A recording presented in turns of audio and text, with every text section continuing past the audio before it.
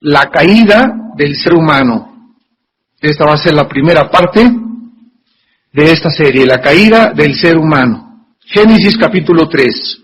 Pero la serpiente era astuta más que todos los animales del campo que Jehová Dios había hecho, la cual dijo a la mujer: con que Dios os ha dicho, no comáis de todo árbol del huerto. Y la mujer respondió a la serpiente: del fruto de los árboles del huerto podemos comer, pero del fruto del árbol que está en medio del huerto, dijo Dios, no comeréis de él, ni le tocaréis, para que no muráis.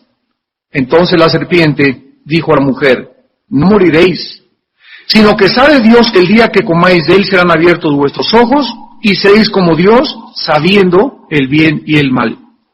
Y vio la mujer que el árbol era bueno para comer, y que era agradable a los ojos, y árbol codiciable para alcanzar la sabiduría. Y tomó de su fruto, y comió. Y dio también a su marido, el cual comió así como ella. Entonces fueron abiertos los ojos de ambos, y conocieron que estaban desnudos. Entonces cosieron de hojas de higuera, y se hicieron delantales. Y oyeron la voz de Jehová que se paseaba en el huerto al aire del día, y el hombre y su mujer se escondieron de la presencia de Jehová Dios entre los árboles del huerto. Mas Jehová Dios llamó al hombre y le dijo: ¿dónde estás tú? Y él respondió: oí tu voz en el huerto, tuve miedo, porque estaba desnudo y me escondí. Y Dios le dijo: ¿quién te enseñó que estabas desnudo? ¿Has comido del árbol de que yo te mandé no comieses? Y el hombre respondió: la mujer que me diste por compañera me dio del árbol y yo comí. Entonces Jehová Dios dijo a la mujer: ¿qué es lo que has hecho? Y dijo a la mujer: la serpiente me engañó y comí. Versículo 21. Y Jehová Dios hizo al hombre y a su mujer túnicas de pieles y los vistió. Y dijo Jehová Dios: he aquí el hombre es como uno de nosotros, sabiendo el bien y el mal.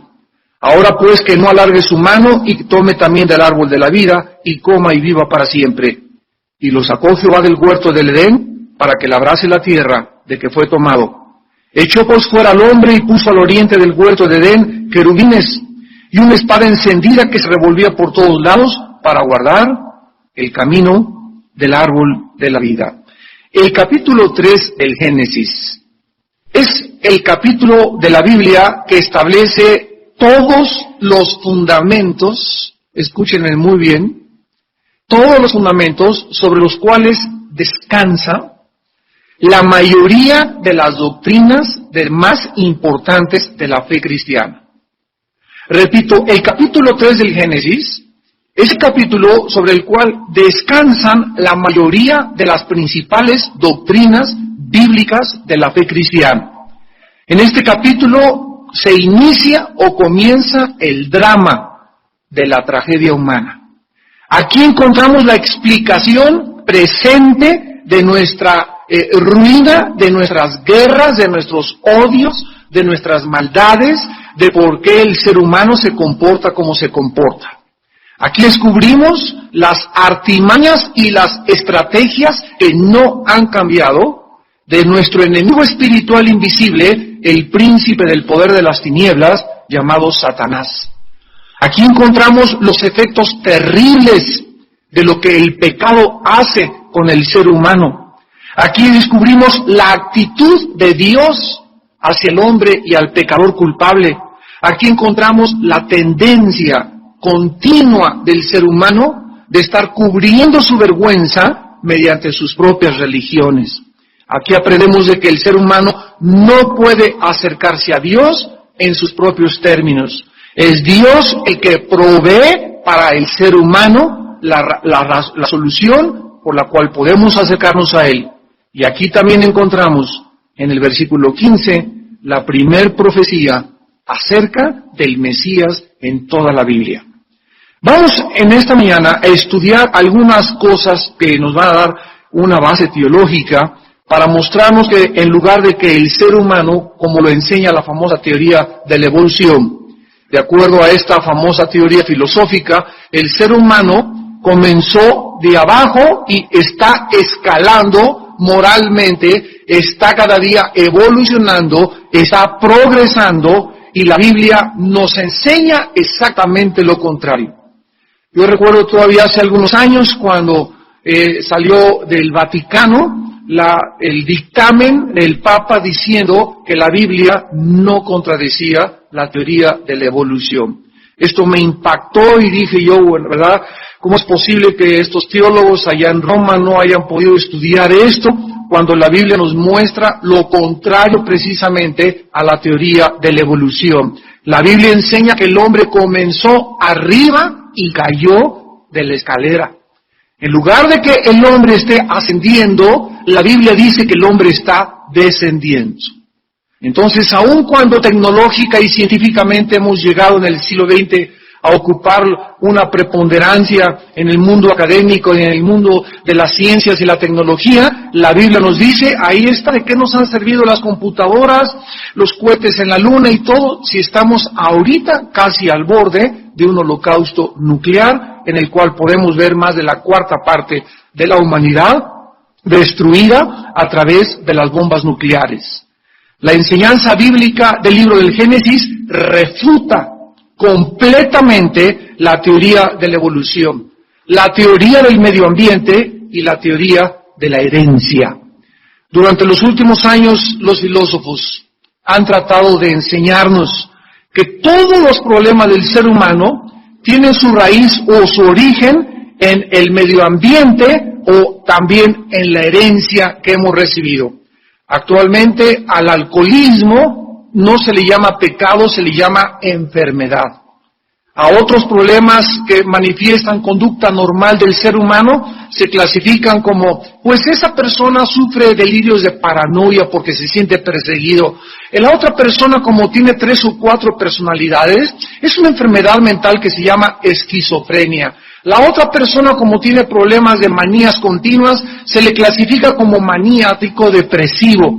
Entonces, la psicología, que es una pseudociencia, ha tratado de clasificar las anormalidades de la conducta del ser humano y las ha colocado en el área de las enfermedades. Sin embargo, esto no es así lo que la Biblia nos enseña. Estos falsos conceptos son solamente intentos para negar que el ser humano es una criatura caída a los ojos de Dios y extremadamente perversa de corazón. Miren ustedes lo que dice Isaías 64, versículo 6. Si bien todos nosotros somos como suciedad, todos nosotros somos como suciedad. ¿A quién le gusta este epíteto? ¿A quién le gusta esta clasificación? ¿A quién le gusta este adjetivo? Inmediatamente los seres humanos reaccionamos. ¿Cómo que somos como suciedad? Si el ser humano es originalmente bueno, somos bondadosos, pero la Biblia nos muestra lo contrario, repito, siempre el pensamiento humano es opuesto al pensamiento bíblico, demostrándonos con esto que la Biblia tiene la razón, porque los pensamientos de Dios no son nuestros pensamientos, y en la forma en la que razonamos y en la forma en la que llegamos a nuestras conclusiones, nos demuestran que siempre son equivocadas y opuestas a las formas que Dios piensa. Esto nos muestra que la Biblia no pudo ser un invento de los seres humanos. Porque por naturaleza, repito, la tendencia humana es de que el hombre es originalmente bueno y bondadoso. La Biblia nos dice que somos como la suciedad. Pero no se queda ahí la Biblia, continúa diciendo, y nuestras justicias. O sea, las cosas buenas que tú crees que haces, ay, pues hace 2 años le hice un asilo a unos ancianos, ahí pues a los ojos del mundo, ¿verdad? Alabado sea, el Señor es una persona buena. Pues Arafat, el terrorista más grande de los últimos 25 años, le dieron el Premio Nobel de la Paz. En Cuba se alaba a Castro, el pueblo iraquí alaba a Hussein, el pueblo en Corea del Norte alaba a Jong-un. Los seres humanos estamos engañados. Estamos engañados. Este hombre en Corea del Norte ahorita acaba de decirle al mundo, ¿saben una cosa? Yo no me voy a desarmar, háganle como quieran. Y el pueblo completamente lo está levantando y lo está alabando. Una de las excepciones más grandes que tenemos ahorita es Venezuela. donde el 80% de la población se levanta contra este dictador que trae la escuela de Hussein y de Castro y de todos aquellos que quieren a través del poder y la fuerza represiva y el totalitarismo apoderarse de los pueblos. Es una excepción Venezuela. O sea, ¿qué nos habla esto? Que Venezuela todavía tiene una oportunidad delante de Dios y que Dios no ha abandonado a Venezuela, porque el pueblo está reaccionando. Pero cuando vemos que todo el pueblo apoya a los dictadores y que todos sí, arriba Hussein, arriba Castro, arriba John allá en Corea del Norte, nos damos cuenta que algo está mal con la mayoría de ese país. Y esto nos habla de países abandonados al juicio de Dios. El ser humano se comporta verdaderamente como la Biblia dice que se comporta. Nuestras justicias son como trapos de inmundicia, dice la Biblia. Y caímos todos nosotros, aquí está la calificación. El ser humano es un ser, ¿qué cosa? Caído. Caímos como la hoja y nuestras maldades nos llevaron como el viento. ¿Cuál es el cuadro que la Biblia nos pinta? Al ser humano tirado en el suelo, frágil y débil como una hoja. El viento lleva para allá y allá va. Viene el marxismo, todos son marxistas. Viene Freud, se convierten todos al freudianismo. Vienen los raelianos, ya comienzan a pensar con los raelianos. El ser humano, dice la Biblia, es llevado como el viento. De una filosofía a otra filosofía, de una mujer a otra mujer, de un cine al otro, de una película al otro, de un pensamiento al otro. El ser humano no es un ser estable, no es un ser que conozca de dónde viene, no sabe cuál es su propósito en la vida, anda vagando, anda confundido, anda desorientado. Este es el diagnóstico de Dios en la Biblia de todos nosotros. Y es exactamente en la experiencia cómo nos comportamos. El ser humano ha sido probado en la historia a través de diferentes medios ambientes y a través de diferentes condiciones sociales y siempre hemos sido encontrados faltos. De acuerdo a la Biblia, el problema humano no es externo, el problema humano es interno. Es algo dentro de nosotros que nos está autodestruyendo. Hoy traigo unos artículos acerca de la salud. Otra vez volvemos a poner énfasis en la salud. ¿Por qué tú ves a una persona que prende un cigarro y tiene más de 55 componentes químicos cancerígenos el humo de un cigarro? Cuando tú vayas en algún lado, no permitas que el humo del cigarro tú lo respires y menos los bebés. Eso es lo más dañino que pueda existir. ¿Por qué la persona lo hace cuando sabe que afecta? Vamos de entrada, sus encías, sus dientes se le van a poner como dientes de mazorca, se le van a poner la lengua, el esófago, la laringe, la tráquea, los pulmones, el alquitrán que se quede impregnado en los pulmones, muela todo el sistema cardiovascular. 1 de cada 3 personas se mueren de enfisema pulmonar. ¿Por qué las personas lo hacen? ¿Ustedes por qué le ponen a los cigarros? Este producto ya es cancerígeno y la gente lo sigue haciendo. ¿Qué nos demuestra esto? Que somos autodestructivos. Que aún sabiendo que eso te hace mal, te lo haces. ¿Por qué? Porque te das cuenta que es más grande el placer de la bocanada del humo que tu propia salud. Somos autodestructivos. Miren lo que dice aquí estos artículos que acaban de salir en la revista Newsweek de hace 2 o 3 días, de enero 20, la revista Newsweek.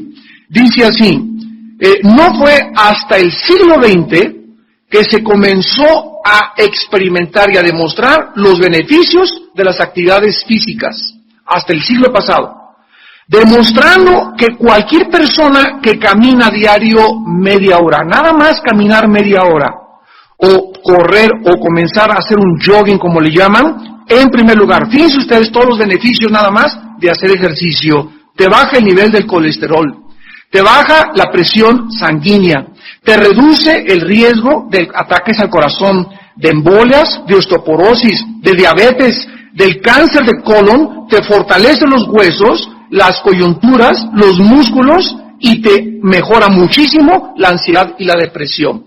Todos estos beneficios, hasta el siglo XX, se descubrieron que hace el ejercicio.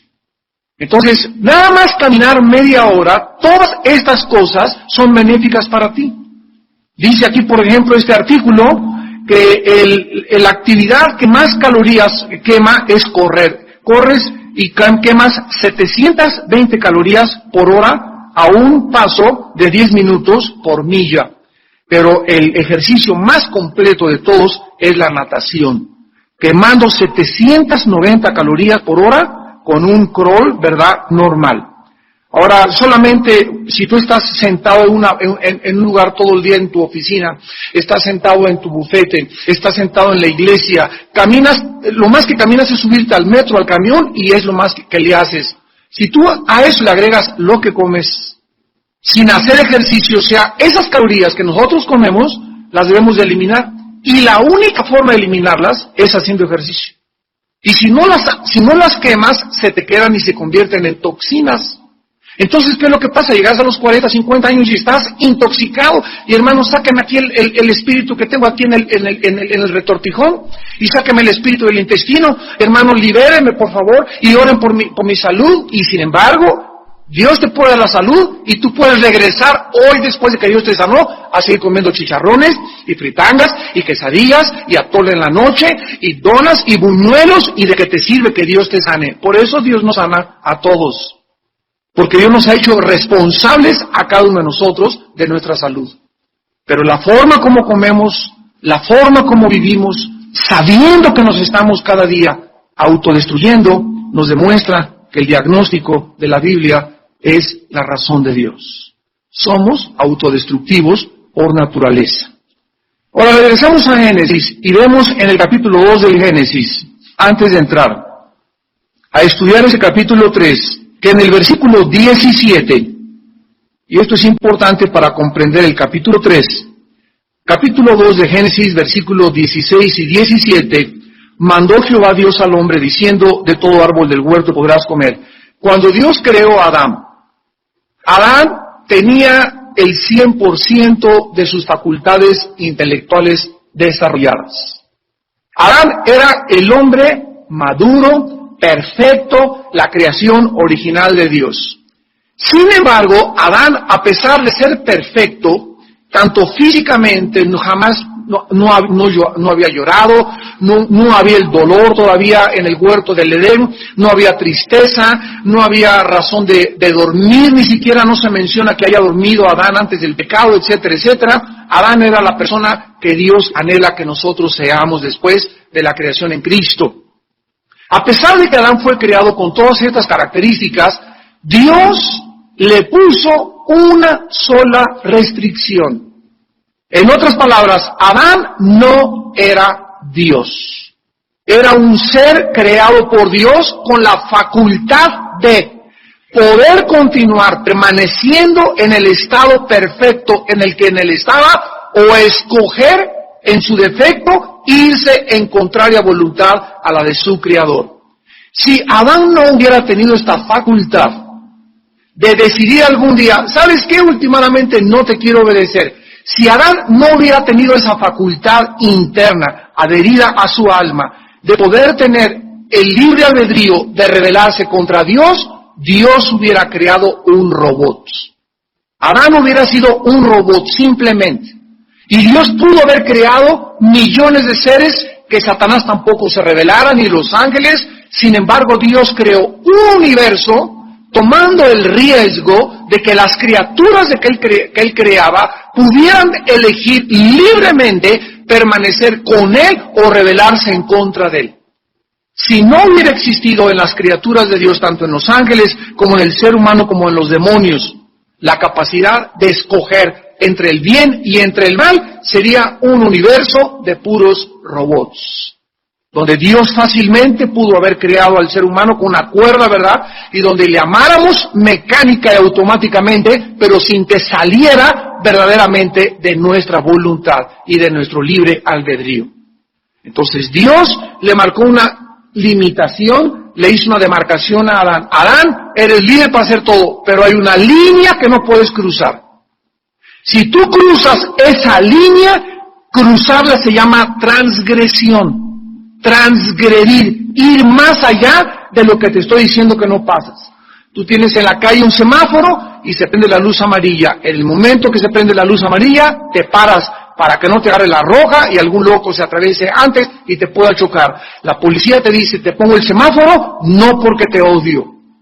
No porque te quiera destruir. La policía nos pone los semáforos para nuestra propia salud y protección física.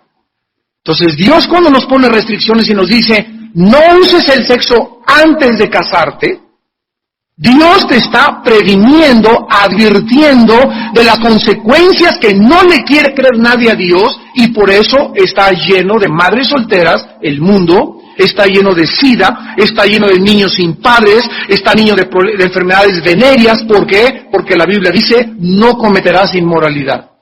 Y el ser humano ha rechazado totalmente el juicio y las condiciones de Dios, porque el ser humano no le cree a Dios.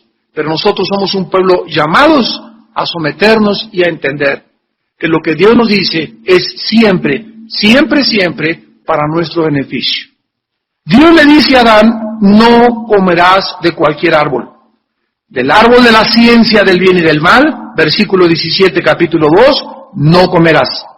Porque el día que de él comiereis, ciertamente morirás. Dios crea pues al ser humano un ser moral. Y esto implica la libertad de escoger entre el bien y entre el mal. De otra manera, repito, hubiera sido un simple robot. Pero de acuerdo a la Biblia, el ser humano es un ser responsable de sus acciones, responsable para servir, obedecer y glorificar a Dios. No fuimos creados, escúchame muy bien, no fuimos creados por Dios autónomos. La palabra auto es yo o mío y nomos ley. Una persona autónoma, por ejemplo, la Universidad Autónoma de la Ciudad de México, significa autogobernable. Por eso la policía no puede entrar a la Universidad Autónoma porque es autónoma. Se rige por una autonomía privada, donde el gobierno está dentro de la universidad y no fuera de la universidad. Entonces Dios no nos creó autónomos, que yo me gobernara, que yo dijera lo que es bueno y lo que es malo, que yo determinara realmente qué es lo mejor para mi vida. Nos damos cuenta que cuando el hombre se le pone en esta situación donde tú eliges y piensas que tú puedes decidir con quién casarte, pues yo pienso que con fulanita, y esa muchacha creo que es lo mejor para mí, y creo que esa escuela es mejor para mis hijos. Cuando comenzamos a creer que somos autosuficientes para tomar decisiones sin tomar en cuenta al Dios de la Biblia, nos convertimos en autónomos y en enemigos de Dios. Dios no nos creó de esa manera. Dios nos creó para que dependiésemos totalmente de Él. Para que todos los días le dijera, Padre, voy a hacer esto, ¿me das permiso? Padre, esta escuela para mis hijos, tengo 2, voy a orar y quiero que me guíes, Señor, qué decisión en cuál escuela quieres. Padre, yo quiero estudiar ingeniero, pero tengo el deseo de servirte y quiero ser misionero. Señor, tú muéstrame, ábreme o ciérrame puertas, pero yo quiero hacer tu voluntad. Cuando Dios ve en el ser humano la actitud de buscar su voluntad, Dios te guía. Y te guía siempre a toda la verdad. Autonomía no significa el que hayamos sido creados por Dios, que nos vamos a gobernar. Dice en el Salmo 100, versículo 3, reconocer que Jehová es Dios. Él nos hizo, y no a nosotros, y no nosotros a nosotros mismos. Pueblo suyo somos, y ovejas de su prado. Desde el momento en que la razón de mi existencia no está en mí, desde el momento en que yo no sé cuándo voy a morir, desde el momento en que yo respiro en la noche sin saber por qué, pero algo me está sosteniendo y manteniendo en vida, cuando descubro quién es ese algo, quién es ese alguien, y descubro que es mi Padre, el que envió a Jesucristo a morir, es el Dios que inspiró la Biblia, desde ese momento me someto a sus leyes, me pongo debajo de sus preceptos, comienzo a obedecerlo y comienzo como consecuencia a ser bendecido en la vida. Porque ningún rebelde podrá jamás en esta vida prosperar, ni le podrá jamás ir bien en su vida. Ahora muy bien, el ser humano, todos lo sabemos, desobedeció, escogió lo contrario, comió, lo vamos a ver después, el fruto y cómo fue el paso del fruto, pero vamos a ver en primer lugar en el versículo 1 del Génesis 3, a este personaje misterioso, que fue una influencia externa para que el hombre fuera incitado o inducido a poder ir en contra de la voluntad de Dios, llamado por primera vez en la Biblia la serpiente. Esta palabra serpiente es la palabra hebrea hashas, que significa el brillante o la que alumbra o el que lleva la luz. Y está muy unido al nombre que en Ezequiel se le da a Satanás antes de la caída, que era Lucero, que se tradujo Lucifer y que significa el portador de la luz o el que lleva la luz. Este ser misterioso, contrario al concepto popular de que Satanás es que el diablo me hizo caer, es que el diablo me puso a mi secretaria ahí enfrente, es que el diablo me puso esta tentación. Contrario a este concepto de que Satanás es el autor de los pecados humanos, Dios en la Biblia nos enseña que todos los pecados brotan de nosotros mismos. Vayamos al Nuevo Testamento, al libro de Gálatas, y confirmemos y corroboremos esta verdad. Nada de que el diablo ahorita vamos a ver cómo es cuando actúa el diablo. Dentro de ti y dentro de mí hay el potencial suficiente para ir en contra de Dios, sin inclusive una fuerza externa que es Satanás. Dice Gálatas 5, 19 al 21. Y manifiestas son las obras del diablo. ¿Eso dice? Manifiestas son las obras de ¿qué? De la carne, o sea, lo que nuestra la palabra carne no es esto, ¿verdad? No es el pellejo que tú te agarras del cuerpo. La palabra carne es una palabra griega que se escribe sarx, S de Samuel A-R-X, sarx. Y esta palabra sarx, que se tradujo carne al castellano, es la naturaleza caída. La naturaleza caída de ti y de mí, del ser humano. Es la parte más baja de la naturaleza caída. Es la naturaleza pecaminosa de nosotros, con la cual nacimos desde Adán hasta nuestros días. Entonces, dentro de mí, estas obras las produce mi naturaleza caída.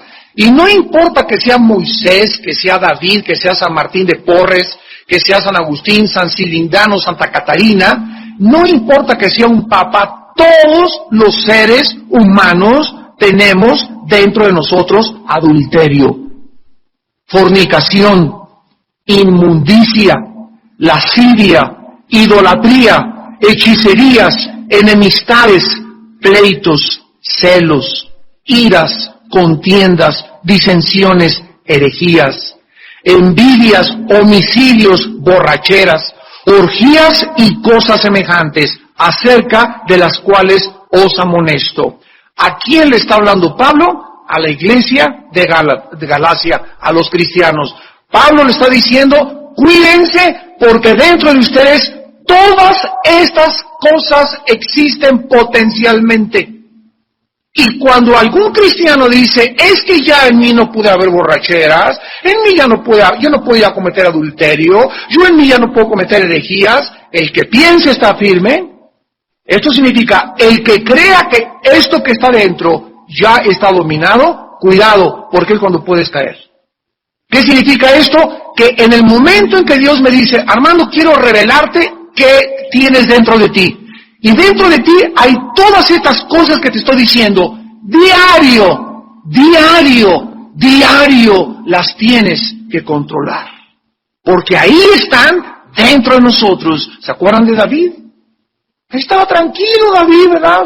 Señor, mi amor, sí te amo, Jesús, mi dulce, y de mañana te buscaré, etcétera, etcétera. Y un día que estaba ocioso, cuando te vas a Iztapa y cuando te vas a Acapulco en las vacaciones, ahí estaba sin hacer nada David, y se sube al techo de la casa y ve desde lejos a una mujer guapísima, sin ropa.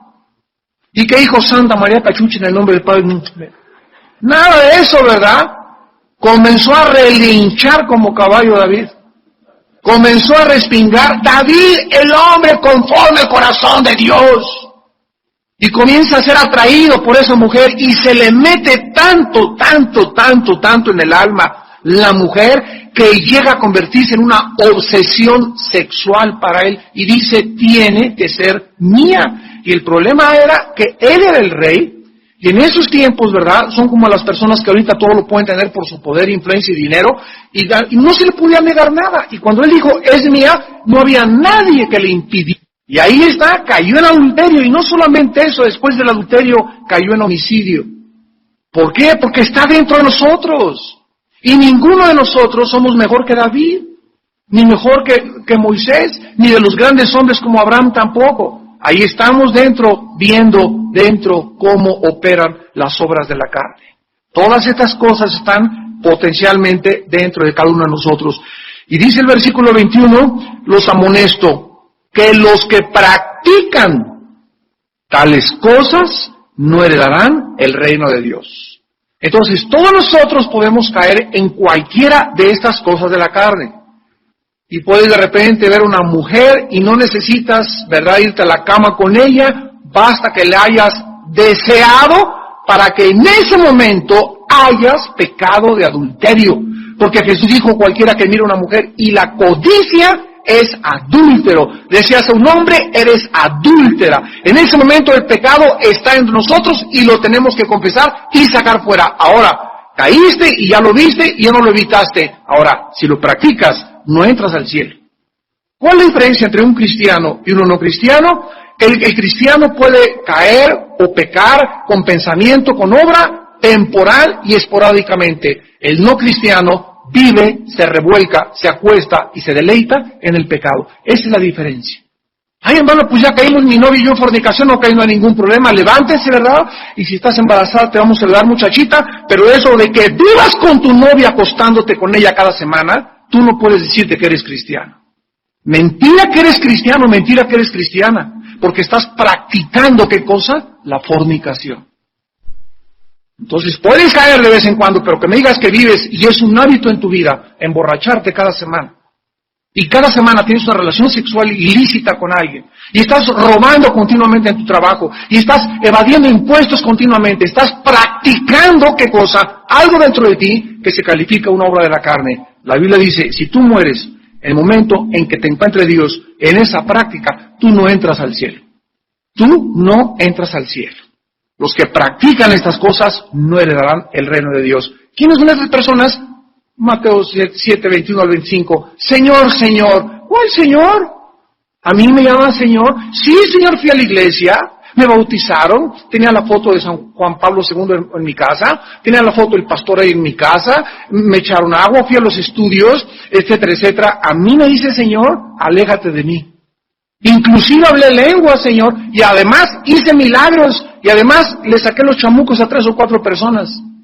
Aléjate de mí, porque nunca hiciste mi voluntad.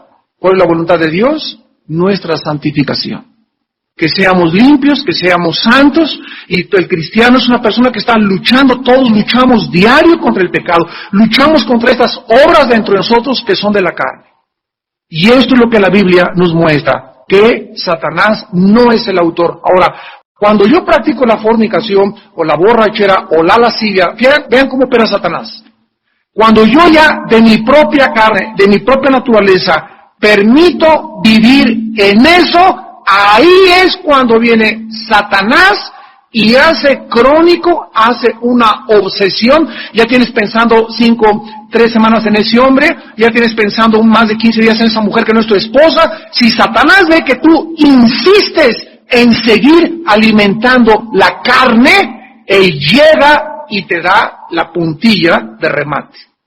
Y entonces abres tu alma a espíritus que se llaman demonios a que entren a tu vida y comiencen a dominar y a controlar tus pensamientos. Y es cuando un cristiano puede creer que no, es que yo no soy tan mal. Hay cristianos que pecan más. Lo que yo estoy haciendo no es tan malo como lo de los demás. Comenzamos a racionalizar el pecado. Comenzamos a creer que lo que estamos haciendo no es tan grave como lo que hizo Bin Laden, o como lo que hace Arafat, o como lo que hace el Cuatemochas, o como lo que hace el Mochorejas. ¿Por qué? Porque somos buenos a nuestro concepto. Dios dice, tú practicas esto y tú no entras a mi reino. ¿Ven por qué debemos dejar que Dios sea el que decida qué es bueno, qué es malo. En nuestro propio concepto no somos tan malos como los demás. Y ahí caemos en lo que se llama autojusticia y en la religiosidad. El principal objetivo de Satanás, pues, es interponerse entre Dios y el hombre. Desviar el corazón humano de la verdadera adoración de Dios. Satanás va a hacer lo imposible porque tú no tengas comunión con Dios en las mañanas, en primer lugar. Si tú no tienes en la mañana el primer lugar en Dios y no oras en la mañana y tu corazón no es para Dios, Satanás está operando en tu casa tremendamente. Te está distrayendo de muchas cosas y lo más importante es buscar a Dios con todo nuestro corazón. Satanás busca usurpar el lugar de Dios, haciéndole creer a los seres humanos que podemos vivir independientemente de Dios. Sustituye las verdades de Dios por sus mentiras. ¿Saben ustedes cuál es la más grande falsificación de la verdad de Dios por Satanás? Se van a sorprender. La más grande falsificación y la más grande sustitución que Satanás ha hecho de la verdadera adoración a Dios son las religiones. ¿Qué son las religiones? Son sistemas, el judaísmo, los musulmanes, catolicismo romano, que están cubiertos con ¿qué cosa? Con alguien que crees que existe Dios y que hacen buenas obras. Y cualquiera dice, la religión hace al hombre más altruista, más bueno, etcétera, etcétera. Pero las religiones, todas sin excepción, son falsificaciones de la verdadera adoración a Dios. ¿Cuándo nacieron las religiones? Lo vamos a ver cuando Adán y Eva se taparon ellos con hojas de higuera. Lo vamos a ver más tarde. Cuando el ser humano ve que está desnudo delante de Dios, el ser humano se inventa algo con que taparse. Y ellos fabricaron las hojas de higuera. Y no es coincidencia que cuando Jesús vino al mundo, lo único que maldijo fue una higuera. ¿Cuál es el mensaje que Jesús estaba dándonos? Que todo aquello con lo cual nos tapamos nosotros está bajo maldición. Porque Él es el que nos tiene que tapar. Y la cobertura de Dios es la sangre de Jesucristo. Entonces el ser humano ha tratado de cubrir su desnudez, de ocultar su vergüenza delante de Dios. Y la conciencia humana nos da testimonio de que estamos mal y de que estamos fracasando en lo que Dios quiere que seamos. Y entonces, ¿qué hace el ser humano? Se une a una religión. Unos se hacen budistas, otros se hacen católicos, otros se hacen protestantes, otros se hacen musulmanes. Y en el nombre de Dios se han hecho barbaridad y media a través de la historia. Sin embargo, dijo Jesucristo, este pueblo de labios me honra. Su corazón está lejos de mí. Llegan a su religión el domingo, se persignan de 11 a 12, tienen sus ritos y de lunes a viernes se portan como hermanos del anticristo, como diablitos. Y esta religiosidad, esta falsedad de nada más de afuera, tener la apariencia de piedad y por dentro mi amante, por dentro el odio. Mi esposa y yo tenemos ahí en Toluca unos vecinos, ¿verdad? Una señora que pasa todos los días y con sus estampitas y rosario y todas esas cosas, y no se imaginan el odio que le tiene a los niños. A todos los niños de la colonia. El odio que tiene contra sus vecinos, pero persinada, resignada y remojada. Hipócritas, les diría Jesús. Ahora vamos rápidamente a Génesis 3:1 para terminar y veamos cómo entró Satanás a desviar, y quiero que pongan atención. Cuando Satanás actúa por primera vez en la Biblia, no se fue contra el hombre. Se fue contra la mujer.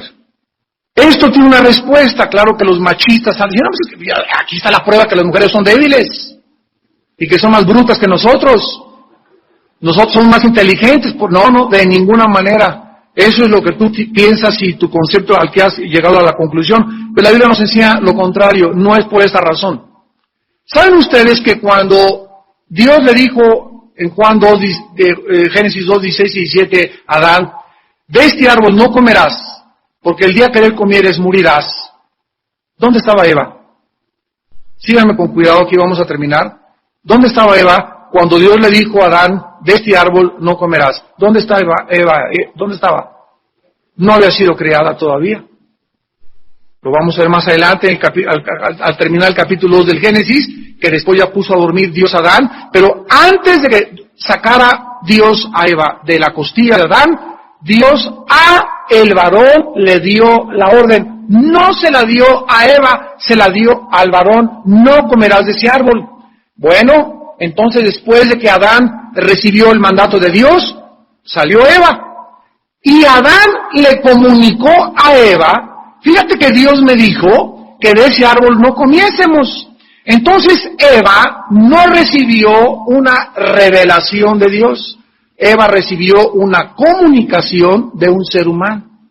Eva no recibió una revelación directa de Dios, Eva recibió una comunicación del ser humano. Esto nos muestra que cuando nosotros no tenemos una relación directa con Dios, por ejemplo, le dice a tu hijo, mira mijito, no vayas a la discoteca. ¿Y por qué? Hay un humano le está hablando a tu hijo.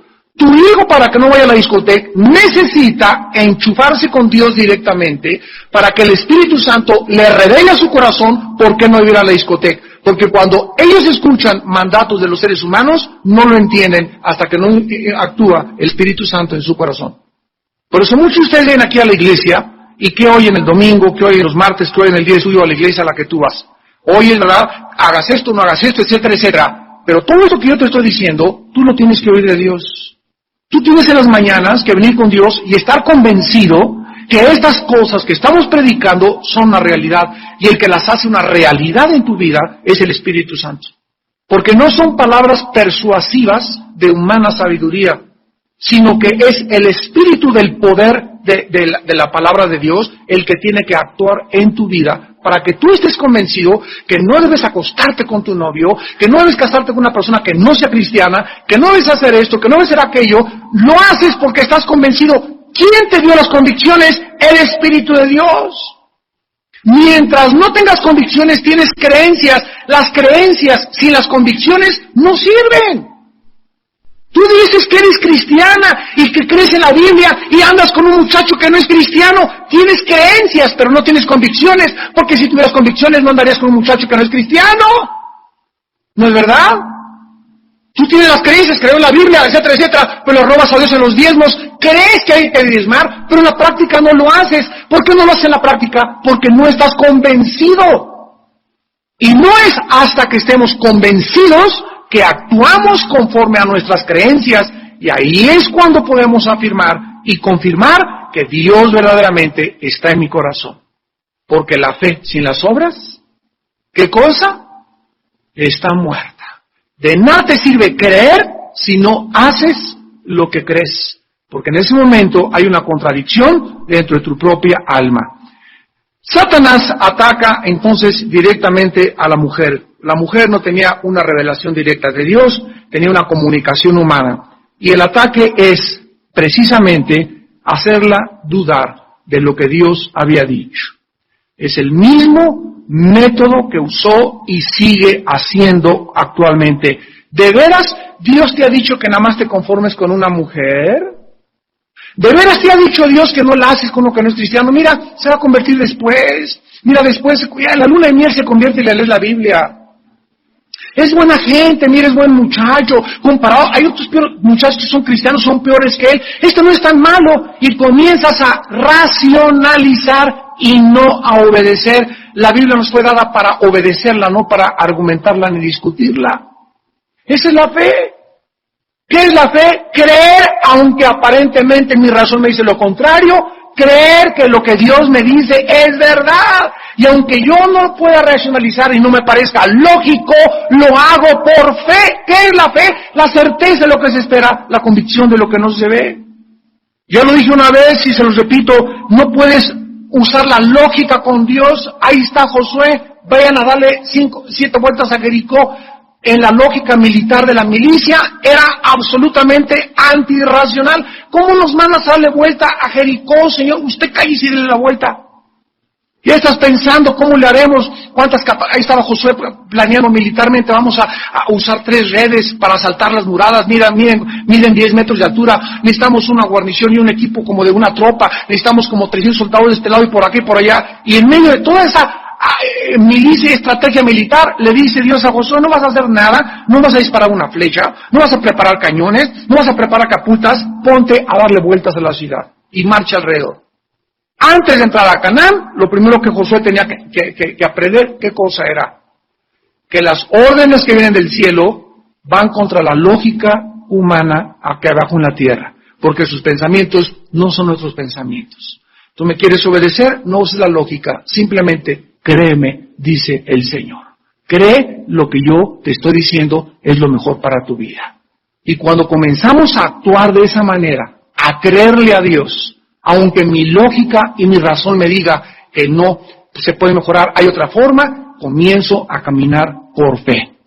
Dios le dice a Adán que él debería ser la cabeza desde el principio de la humanidad. Satanás ataca la palabra de Dios, le siembra la semilla de la duda y sugiere que Dios no dice lo que dice en su palabra. Todos los ataques a través de la historia son en contra de la veracidad, de la inspiración de la Biblia, y todos provienen de la misma fuente de Satanás. Vamos a terminar con 2 versículos, 1 de Timoteo 6 y 2 de Pedro 3. El apóstol Pablo, en 1 de Timoteo capítulo 6, versículos del 3 al 5, le dice a su discípulo amado Timoteo, ahora vas a entender este consejo. Le dice Pablo a Timoteo, 1 de Timoteo 6, 3 al 5, si alguno enseña otra cosa y no se conforma a las sanas palabras de nuestro Señor Jesucristo, ¿cómo se califican las palabras de Cristo? Sanas, en el griego es saludables, que nos hacen bien. Si no te conformas a estas palabras saludables del Señor Jesucristo y a la doctrina que es conforme a la piedad, vean ustedes, número 1, está envanecido. En segundo lugar, nada sabe.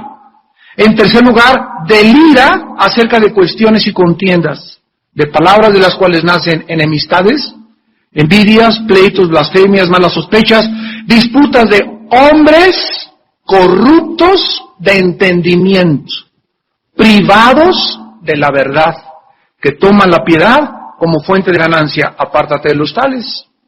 ¿Quién es este hombre? Rael, el Claude Borilón, tu padrino, el que comenzó con esta secta de los raelianos, un hombre envanecido, nada sabe, está delirando sus marihuanadas. ¿Quién es una persona que delira? Es una persona que está, ahí dicen, hay personas que están inconscientes y comienzan a balbucear cosas no conscientes, en estado inconsciente. Aquí dice la Biblia que estas personas que creen que saben más que Dios, que pueden poner en juicio a Dios y que pueden atacar la Biblia, no saben ni siquiera lo que están diciendo, están delirando. Les llama la Biblia corruptos de entendimiento, hombres privados de la verdad. A eso llega la humanidad cuando la humanidad rechaza esto. El momento en que el ser humano dice, ¿sabes una cosa? Esto es una tontería, yo sé más, en ese momento te levantas como Dios. En ese momento Satanás te ha dicho, levanta tu trono y alcanza al Altísimo, porque tú tienes igualdad de autoridad y de pensamientos que en Dios. La soberbia, escúchame, te corona y será lo que te autodestruirá. Y para terminar, en 2 de Pedro capítulo 3, dice el apóstol Pedro, al igual que Pablo, versículo 15 y 16, 2 de Pedro 3, 15 y 16, tengan entendido que la paciencia de nuestro Señor es para salvación, como también nuestro amado hermano Pablo, según la sabiduría que le ha sido dada, os ha escrito, casi en todas sus epístolas, hablando en ellas de estas cosas, entre las cuales hay algunas difíciles de entender, las cuales los indoctos e inconstantes tuercen. Ahí está. ¿Quiénes son las personas que tuercen la Biblia y las palabras de la Biblia? Número 1, los indoctos. ¿Quién es una persona indocta? Una persona no docta. Una persona que no sabe lo suficiente de lo que está hablando. Esa es una persona indocta. Y la segunda calificación es inconstantes. Creen que ya con 2, 3 años de Biblia y con 4 años de estudio bíblico ya se la saben de todas. Y sin embargo te das cuenta cuando estudias la Biblia que 500 años no nos bastarían para seguir aprendiendo lo que Dios nos quiere enseñar. Pero el primer ataque contra la humanidad es desviarnos de este libro. Cuidado, amados santos de Dios. Tenemos en los tiempos de confusión que vivimos y de tinieblas a la palabra profética más segura, a la cual haréis bien en estar atentos como una antorcha que alumbra en lugar oscuro hasta que el día amanezca y el lucero de la mañana salga en nuestros corazones. Oremos.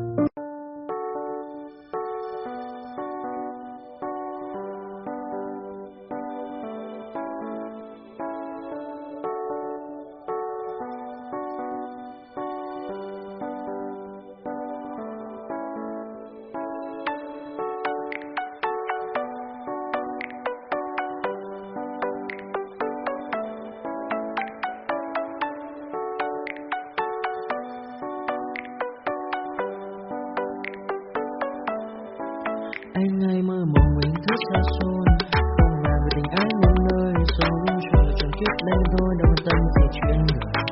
Thế mà lại nằm tương tư, ông tầm bà mút xa xơ đêm nằm trộm nhớ mơ mơ về ai. Nhận ra anh yêu rồi từ ánh mắt nụ cười, từ đôi môi gọi người sao xuyến lòng anh. Thì sao mê anh rồi ngày hay đêm mong người, chỉ nghĩ đến em thôi đó là do anh đã yêu rồi, anh đã yêu rồi, anh đã yêu rồi, anh đã yêu rồi, anh đã yêu rồi, anh đã yêu em mất rồi.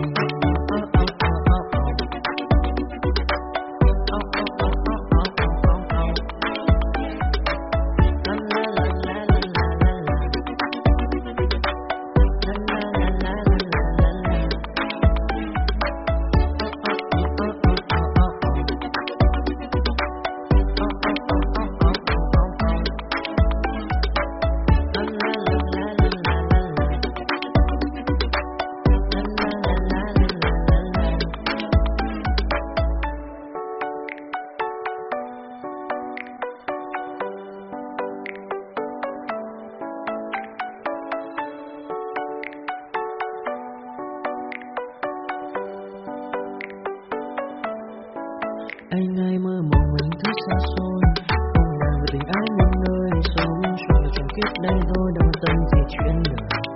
Thế mà lại nằm tương tư, ông tầm bà mút xa xơ đêm nằm trộm nhớ mơ mơ về ai.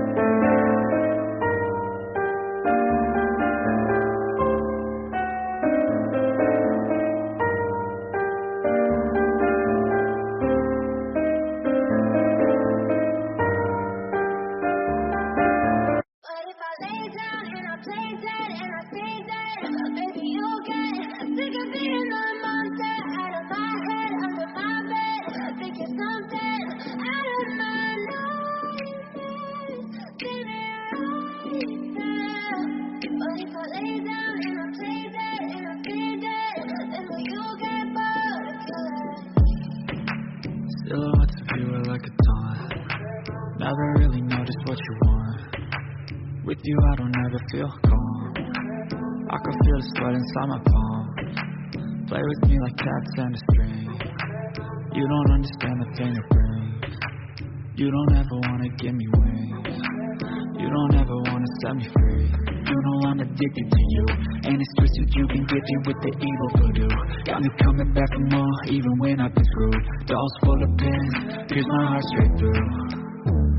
I got issues in my head, I like you in my bed, but you keep me on red. Oh, everything is like a test. I better not text or I'll come off desperate. But if I lay down and I play dead and I stay dead, baby you'll get sick of being the monster out of my head, under my bed, thinking something out of my nightmares, standing right there.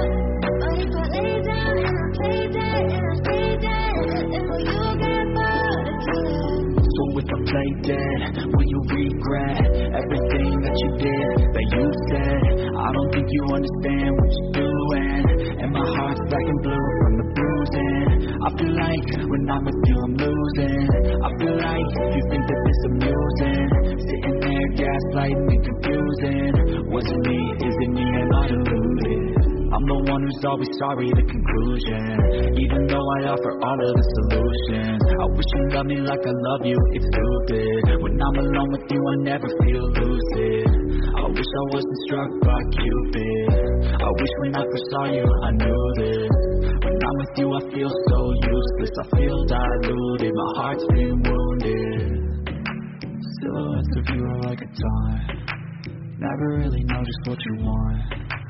With you I don't ever feel calm. I can feel the sweat inside my palm. Play with me like cats and a string.